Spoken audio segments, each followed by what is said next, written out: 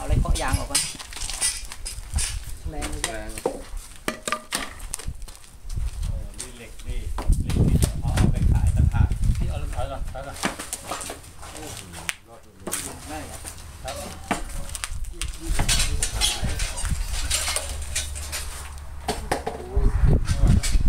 อ่อนละหล่นแล้วพื้นมันหล่นนะ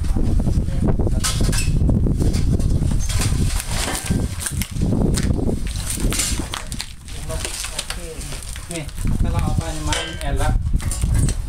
ความรู้เลยความรู้เลยความรู้เลยขอเล่าหน่อยเอาดินอนเลยนอนเลยนอนไปเลยนอนไปเลย ยางจะแตกก่อน นอนไปเลยนอนลงไปเลยเด็ก